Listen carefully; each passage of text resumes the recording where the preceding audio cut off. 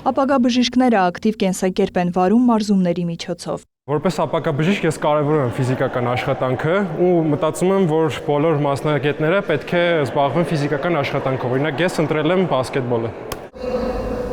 Կանոնավոր ֆիզիկական ակտիվությունը նաև հիվանդությունների վաղ հայտնաբերումը ազդում են մարդու կյանքի որակի բարելավման վրա։ Սակայն Հերացի վերլուծական կենտրոնի տվյալով աշխարհում մեծահասակների 31%-ը եւ դեռահասների 80%-ը ֆիզիկապես բավարար ակտիվ չեն։ Ըստ մասնագետների կողմից մշակված ուղեցույցների երեխաների եւ դեռահասների համար առաջարկվում է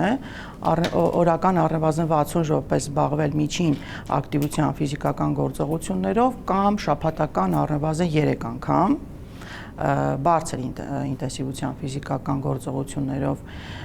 եւ դա կարող է լրացվել նրանց տարիքին համապատասխան խաղերի ձևով։ Մեծահասակների համար առաջարկվում են շաբաթական առնվազն 150 րոպե միջին ակտիվության կամ 75 րոպե բարձր ակտիվության գործողություններ, բայց կարևոր է, որ դրանք արվեն տարիքին ֆիզիկական տվյալներին համապատասխան։ Ես չէի գնահատի այն իրավիճակը, որ մարդիկ ամեն օր գնում են մարզասրահ, դա պետք է իրենց տարիքի հետ համեմատի իրենց ֆիզիկական պատրաստականությունը, որ հակառակ էֆեկտը չստանա իրենց մոտ առողջության հետ կապված։ Ֆիզիկական պատրաստականության դերը ֆիզկուլտուրան եւ սպորտը դրանք տարբեր բաներ են։ Ֆիզկուլտուրան դա առողջ ապրելակերպի համար է, տարբեր տարիքի մարդկանց բեռնվածությունը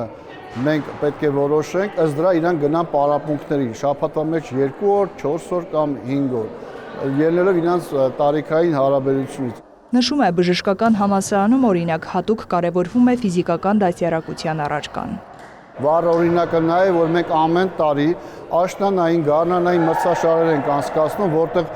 շատ ուսանող մարզիկ-մարզուհիներ մասնակցում են ներբուհական առաջնությանը, նպատակը նա է, որ թիմը ձևավորելուց հետո նրանք մասնակցեն միջբուհական առաջնությունում, ի հայտ բերենք լավագույն մարզիկներին, մասնակցելու նաև ուսանողական եվրոպական առաջնությունում, այդ փորձը մենք ունեցել ենք բժշկական համալսարանից կարատեից Եվրոպայի չեմպիոն ուսանողական առաջնություն։ Հետազոտությունները փաստել են, որ ֆիզիկական կանոնավոր ակտիվությամբ զբաղվող անձանց մոտ կանխվում է բոլոր պատճառներով մահերի 20-ից 30%-ը։ Այստեղ կարևոր է նաև բազմատեսակ եւ բազմաբնույթ ֆիզիկական ակտիվությամբ զբաղվելը,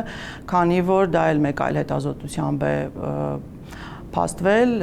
որ բազմաբնույթ ֆիզիկական ակտիվությունը ավելի արդյունավետ է, քան մեկ տեսակի ֆիզիկական ակտիվությամբ ավելի երկարատև զբաղվելը։ Իդեպ, մեր երկրում նախորդ 20 տարվա համեմատ կյանքի միջին տևողությունը երկարել է 72-ից հասնելով 78-ի։ Հերացի վերլուծականի տվյալով կյանքի տևողությամբ Հայաստանը առաջատարներից է նախկին խորհրդային երկրների շարքում, զիջում է միայն մերձբալթյան երկրներին։ Մասնագետները կրկին հիշեցնում են, ակտիվ կենսակերպը առողջության պահպանման եւ կյանքի որակի բարձրացման կարևոր պայման է։